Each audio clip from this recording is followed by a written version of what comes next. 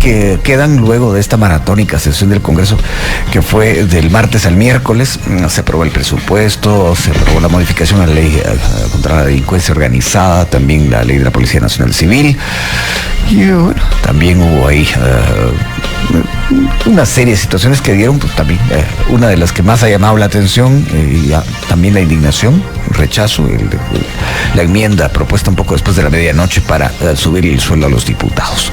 De eso platicamos con nuestros invitados, que hoy son tocayos, no es común eso, con nosotros, y los dos exdiputados. Así que tienen algo más en común, abogados ambos. Abogados. Sí. Imagínense, ya no voy a seguir preguntando. Aníbal García, exdiputado, también ex candidato presidencial. Aníbal Samayoa, exdiputado. A ambos, gracias por estar acá. Empiezo por usted, licenciado García. Me atengo al orden alfabético. Empecemos por el tema que usted como exdiputado seguramente lo sabe. Ha habido siempre un rechazo a que los diputados se suban el sueldo. ¿Cómo ha visto la reacción de la gente en relación con lo que ocurrió entre el martes y el miércoles en ese sentido? Buenos días. Buenos días, Felipe. Buenos días al colega Tocayo y a la audiencia. Bueno, yo creo que el tema de fondo en esto es que la población percibe y va a percibir siempre que es un abuso, que es un agravio a la mayoría de la gente, cualquier aumento que se dé, digamos, por parte de los propios diputados, porque es autorrecetarse un beneficio adicional, que encima de eso ahora incluye también la posibilidad de indemnización. Entonces, el problema de fondo es que el Congreso de la República siempre ha discutido sobre ese tema. Yo recuerdo que muchos diputados han manifestado que el salario no es el adecuado, en realidad son 29.800 quetzales el sueldo que ha estado vigente durante mucho tiempo. Pero cuando se da este tipo de negociaciones, siempre debe reflexionarse por parte de los diputados cuál es el momento más adecuado. Y en este sentido, creo que el problema de fondo es que la mayoría de la población percibe que sí es una traición de todos los diputados. O sea, no hace la diferencia entre los que votaron y los que no votaron, sino la percepción ciudadana es que es una traición a lo que se había percibido como una oportunidad.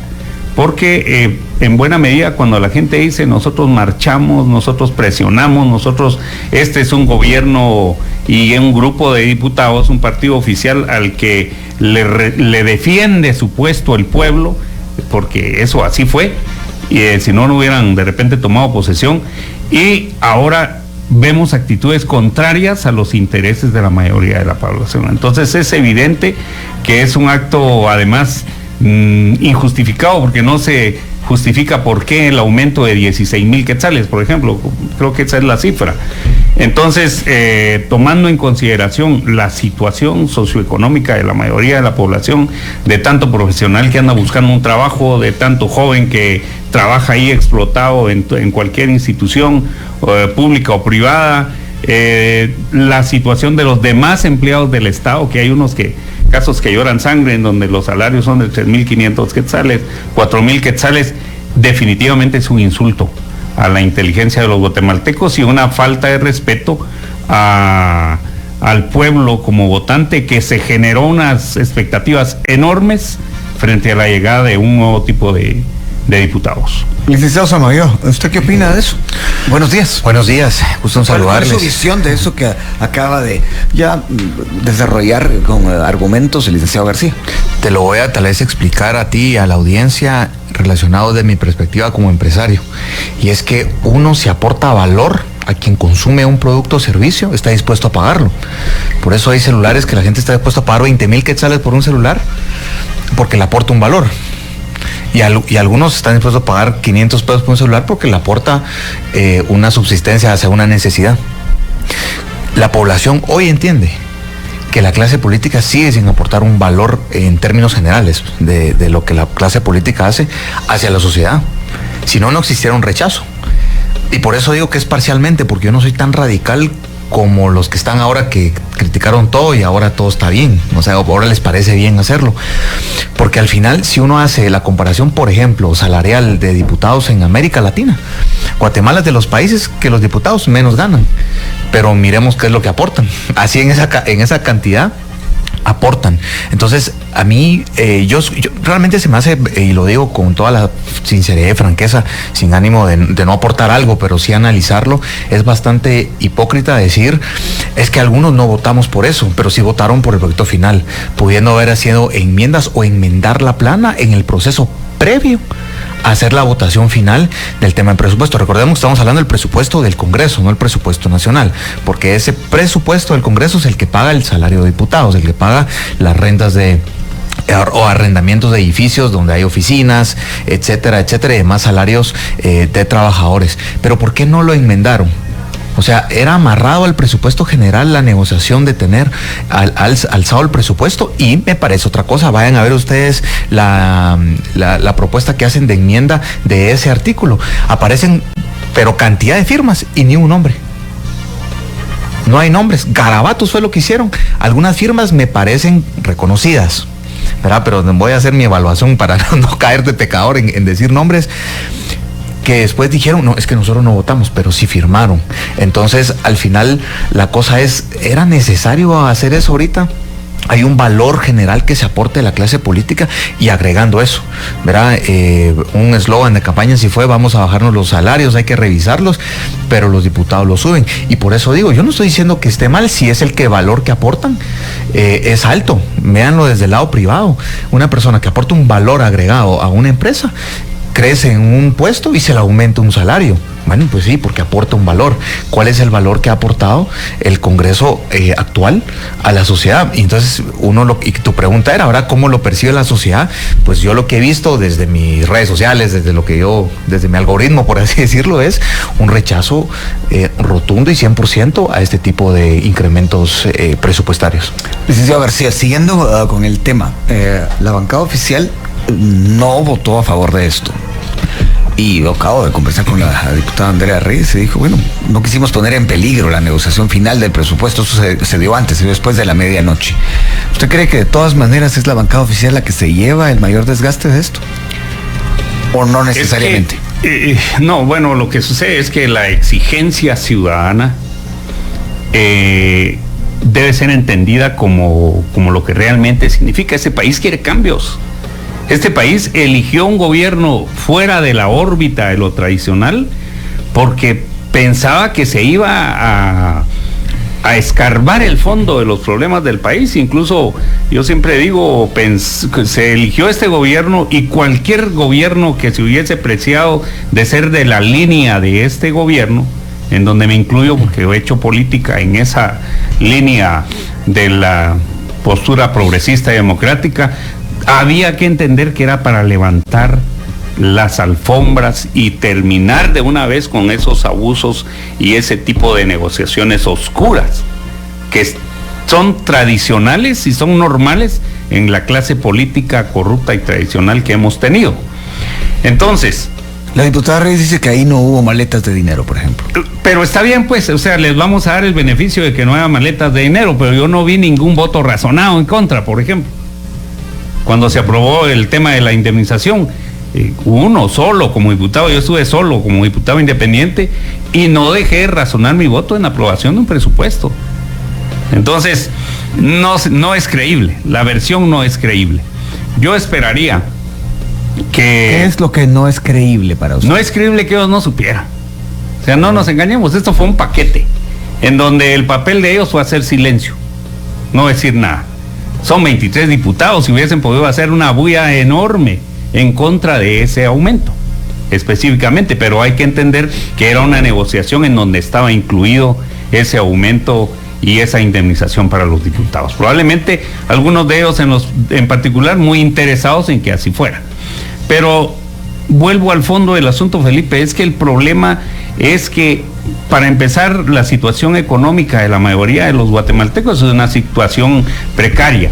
Y en segundo lugar, los que tenemos algunos ingresos tenemos que fajarnos y ahí sí que hacer enormes sacrificios para cubrir presupuestos, para poder pagar impuestos, para hacer todo lo que corresponde a un ciudadano normal.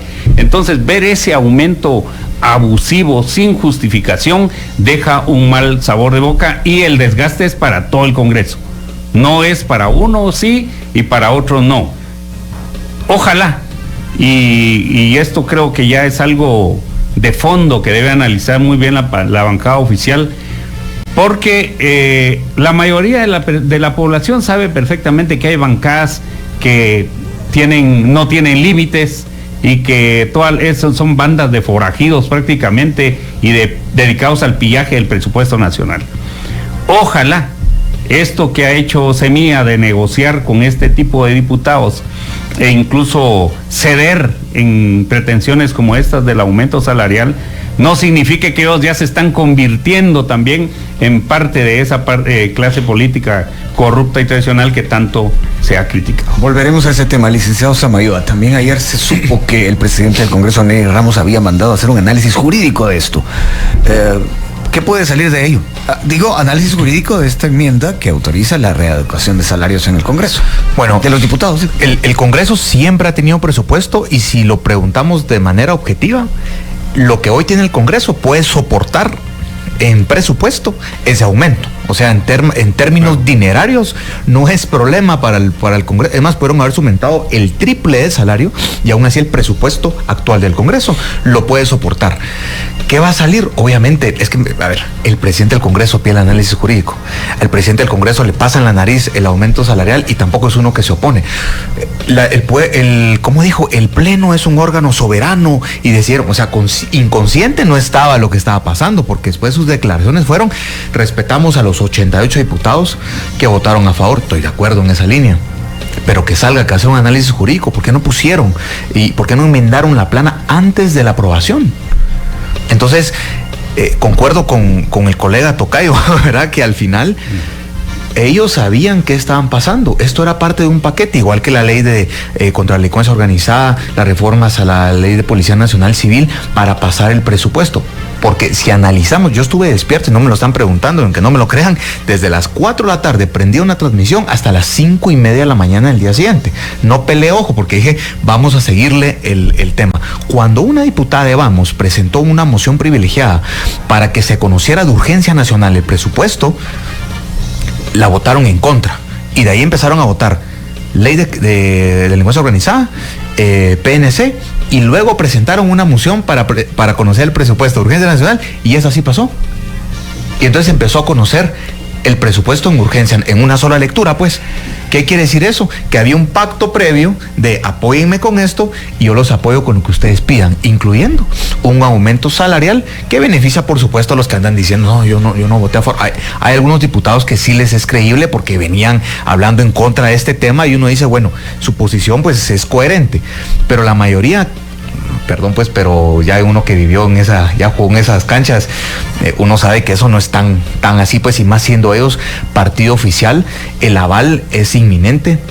Viendo a Samuel Pérez, por ejemplo, al lado del presidente del Congreso, casi toda la sesión sentado, a la par ahí, pues, hablándole al oído, pues, ¿qué le estaba contando? Las novedades de la Champions League, o qué le estará contando, no creo, pues. Entonces son temas que si se analizan o hilamos un poquito fino, nos damos cuenta que eran negociaciones habitualmente que se dan dentro del Congreso, algunas sobre la mesa, otras bajo la mesa. Tampoco voy a yo decir que fue bajo la mesa o sobre la mesa, pero digo, al final son cosas muy, muy evidentes, que ese aumento salarial, pues al final no gusta a la población, o sea, no le deja un sabor de boca, e insisto en mi comentario principal, tal vez no se percibe una devolución de valor agregado realmente a la sociedad, y por eso entre martes y miércoles por la noche hubo una serie de aprobaciones, modificaciones, entre ellas la del presupuesto y también la que estamos hoy analizando, especialmente la de la readecuación salarial para los diputados. De esto platicamos con dos colegas, dos exdiputados y dos tocayos, Aníbal García y Aníbal Samayoa. Ya hemos hecho el análisis inicial, aterricemos ya en asuntos más concretos. Hay dudas respecto de si este aumento traerá consigo, por ejemplo, que ya no tengan seguro médico los diputados. ¿Usted tiene alguna idea de qué va a pasar con eso, licenciado García? Los privilegios extra, digamos. Bueno, en ese sentido hay que recordar que, digamos, desde la legislatura pasada, por lo menos el partido oficial se apartó de ese tipo de privilegios. Sin embargo, eso antes de ser partido oficial. Deberían de revisar todo esto. porque por el momento no está claro qué va a pasar con esa situación. Yo lo que creo es de que ellos tienen ahorita en sus manos tres cosas fundamentales. Lo primero es que de verdad se pongan a trabajar y que de verdad le entren a las reformas profundas que la sociedad demanda. Felipe, ¿qué garantía tenemos los guatemaltecos de que en el próximo proceso electoral se van a elegir mejores diputados? O diputados con otro tipo de parámetros pero ya éticos. que lo dice, alguna opinión que circula también es que, bueno, si iban a autorizarse o a recetarse un aumento que entrara en vigencia en la próxima legislatura. Es lo que algunos decían que se hubiera visto un poquito mejor o un poquito menos mal. ¿Qué opina usted? Pues sí, de igual forma era cuestionable porque la situación de la población es realmente terrible. Pero probablemente hubiera sido más digerible para la mayoría de la población. Pero yo a lo que voy es un poco en las palabras del colega exdiputado y tocayo acerca del valor de lo que aporta el trabajo del diputado. Yo voy al fondo. Estos diputados, con los 46,000 quetzales que se han recetado, han tenido el descaro algunos de decir, es que así no robamos. Es que entonces no nos vamos a meter a corrupción porque ya el salario es bueno, lo cual es indignante e insultante. Pero yo lo pregunto de otra forma. ¿Qué garantía tiene la sociedad guatemalteca de que ahora que van a tener un aumento salarial más del 50%, sí vamos a tener diputados honrados, diputados que no van a estar metiéndose a la construcción de obra pública, que es donde está el negocio de los diputados, haciendo negocios con los CODES, con los alcaldes y toda la maraña de negocios que ya sabemos que existe?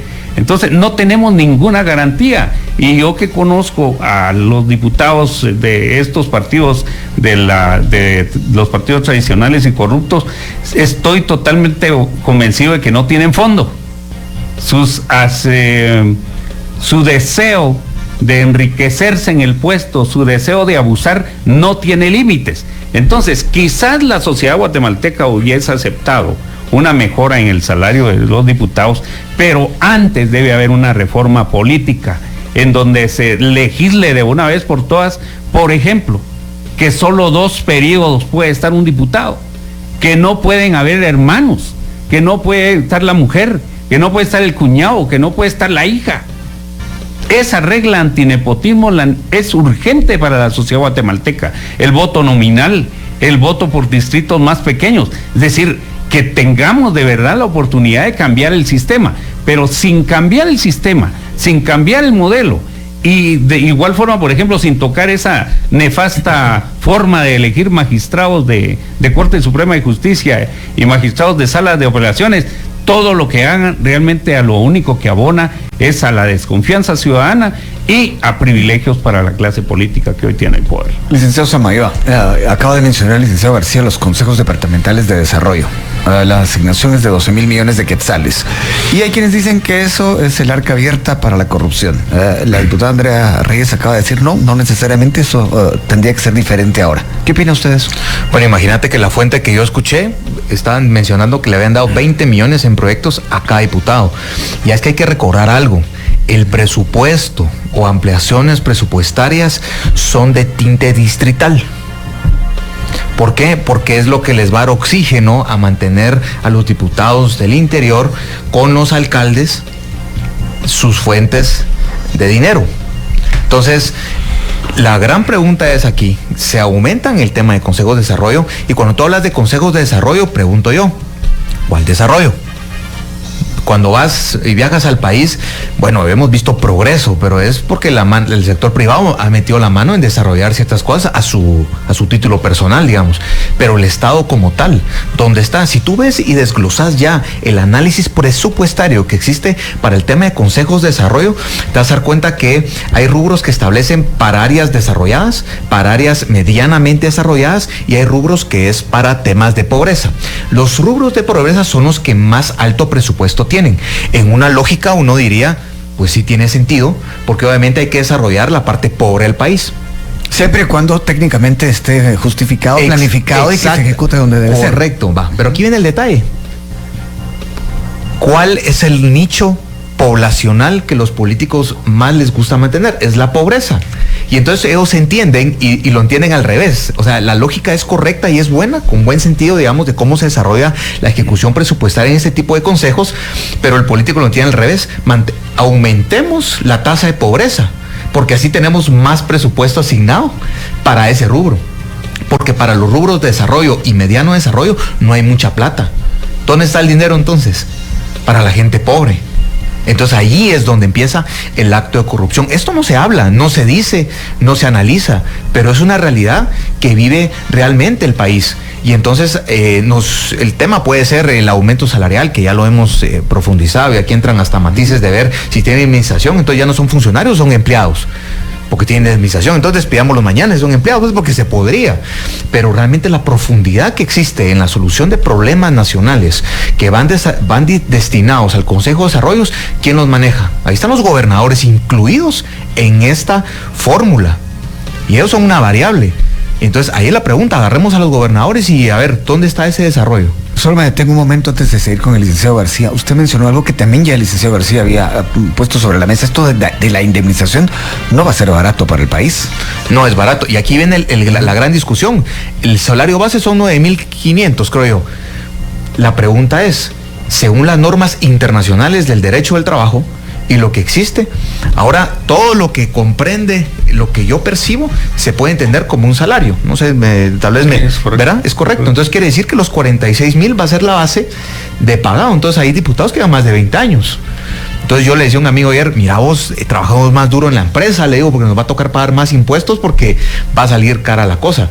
Es decir, y mi punto es, entonces si tienen indemnización, que ahí viene un punto de análisis, entonces ya son trabajadores, no son funcionarios. Ahora, ¿la indemnización no tendría que ser a partir del momento en que esto fue aprobado? ¿Qué dice el licenciado García? Desde el punto de vista legal no. La indemnización es una contraprestación por un servicio prestado. Los matices de si hay o no relación laboral son cuestionables. Sin embargo, quiero comentarte, Felipe, que muchos exdiputados están peleando en los tribunales laborales indemnización. Así es. Igual para mí me parece una ofensa y es un descaro. Ahí está la lista. Ojalá la prensa fuera a investigar quiénes quieren que se les pague indemnización. Yo salí del Congreso y jamás se me ocurrió. Y eso que conozco perfectamente el derecho laboral. Y en este caso, ¿tendrían algún tipo de asidero legal para poder reclamar una indemnización estos diputados de los que usted habla? Lamentablemente podría ser que pudieran tener algún éxito. Podría ser. Sin embargo, bueno, dejemos la resolución, o sea, que de hay eso un problema con la ley. No es exactamente el problema. ¿Cuál es el problema? Lo que pasa es de que la ley toda la ley es general y abstracta. Debería ser general y abstracta. Yo no puedo legislar indemnización para diputados, indemnización para trabajadores de amas de casa o de servicio doméstico. No, la indemnización de derecho, como todas las leyes, tiene que ser generales y abstractas, no tienen que tener dedicatoria. Lo cuestionable acá es si en el cargo de diputado, donde jamás va a haber un despido, sino que lo que se concluye es el periodo, puede haber una indemnización, porque se está concluyendo el periodo. Pero resulta que los magistrados de la Corte de Constitucionalidad y de la Corte Suprema de Justicia, que también tiene periodo fijo, sí tienen indemnización. Entonces, más allá de la discusión de carácter estrictamente laboral, Felipe, el tema es de que no puede en esta norma, si se aprueba. Imagínate, diputados que tienen 20 años o 24, sí, creo yo, que no han hecho nada nunca, pero les vamos a tener que pagar indemnización. Bueno, eso añade un poco de sazón al plato, ¿no? Claro, para muchos. Y solo todo un detalle, el diputado, porque pueda acogerse, digamos, de una ley laboral, es porque nosotros de alguna manera cuando tú entras pertenecemos a reglón 011, pero es un 011 muy especial que está sujeto a no reelección, ¿va? Si yo no soy reelecto, salgo. Entonces yo lo vi en el contrato cuando yo empecé, digamos, dije, está raro esto, porque un 011 regularmente es la característica natural de un reglón 011 es la permanencia. Entonces, el diputado es un 011 medio especial ahí, entonces puede decir, mire, yo estaba en un reglón, entonces yo era trabajador. O sea, puede tomar a gusto la medida y el derecho laboral que es tan bondadoso, como su principio principal, indubio pro operario, ahí es donde existe el abuso, digamos, y es cierto, hay un listado ahí de diputados que andan pidiendo su indemnización de periodos anteriores y anteriores, que probablemente la ganen vista de la perspectiva del derecho laboral, más no desde el derecho, desde un servicio civil, desde una ¿Y esta modificación nos podría ayudar? Pues claro, porque ellos ahorita, si la ley ya como establece y se le tienen que pagar periodo de tiempo, o sea, no hay de dónde va a agarrar un juez y que no diga, pues mire, se le está solicitando una indemnización, se le asiste el derecho, está en ley. Se le puede pagar. Entonces ahí está, por eso lo que yo digo, si uno va a ser diputado, mira, no importa la carrera que tú tengas, pero estudia la ley, porque ese es tu trabajo. Yo quiero ser cardiólogo, mínimamente tengo que usar medicina, pues, y algo del corazón, porque si no, ingeniero civil no pudiera operar a alguien del corazón, pues. Entonces, lo que los diputados digan, que alegan ignorancia de la ley, siendo los padres de la ley, los creadores de la ley, los artífices de esto, ahí sí me entra a mí una duda sustancial de que no digan, uy, nos agarraron de sorpresa y de mala fe, que iba un aumento salarial para nosotros, pues, ¿me entiendes? Bueno, había quienes estaban incluso poniendo sobre la mesa la duda de si esto no iba a alcanzar a los asesores de los diputados, pero entiendo que no. No, entiendo que no, ¿verdad? No, yo creo que ahí hay un poco de exceso en el análisis, obviamente generado por esta acción inapropiada y cuestionable desde cualquier punto de vista. Yo creo que hay algo que hay que rescatar. La realidad es que también Semilla está en un ambiente en donde debe negociar. O sea, no cabe duda de que ahí hay negociaciones políticas y los políticos negocian política. Hay quienes ven como un éxito de la bancada lo que ocurrió entre el martes y el miércoles. Sí, correcto, por eso, si miramos, por ejemplo, la reforma a la ley en contra de la delincuencia organizada, diríamos que es aceptable, porque es un mecanismo para que el partido pueda tener posibilidades de seguir vigente y dejar en manos del Tribunal Supremo Electoral, que es al que le corresponde, el tema de la disolución o cancelación de un partido. Vamos, a la larga eso está bien. Las reformas a la ley de la policía también. La ex magistrada suplente, Anaeli López Oliva, suplente del TSE, decía que lo que había ocurrido ahí es que se había retorcido la ley. Y tener que hacer una modificación porque se retorció la ley, también habla mucho de qué país. Por supuesto, porque esta es de todos modos, no deja de ser una reforma casuística, una reforma con dedicatoria, pero ojo, ahí la mayoría apoyaron. Y apoyaron también porque saben de qué pata cojean. Precisamente eso decía la diputada Andrea Reyes, que se les puso como en autos de qué podía ocurrirle a ellos, o sea, a los otros partidos. Claro, y entonces, el tema del presupuesto de igual forma. El presupuesto, yo no estoy de acuerdo cuando critican, por ejemplo, es que es el mayor presupuesto de la historia. Por supuesto que lo va a hacer, porque si se aprueba presupuesto, evidentemente el nuevo va a ser el mayor. Pues digamos que eso, entre las críticas que más resaltan es que no hay manera de financiarlo en muchos rubros. Por un lado, el tema del financiamiento, pero hay un tema. Y bueno, eso ha sido todo, espero que les haya gustado el video y si fue así, pues ya saben, dejen su poderoso like o dislike. Suscríbanse y activen la campanita de notificaciones para no perderse de los nuevos videos. También les recuerdo que ustedes tienen la última opinión en la cajita de comentarios. Así que sin más, yo me despido deseándoles éxito en todo. Así que nos vemos en el próximo video.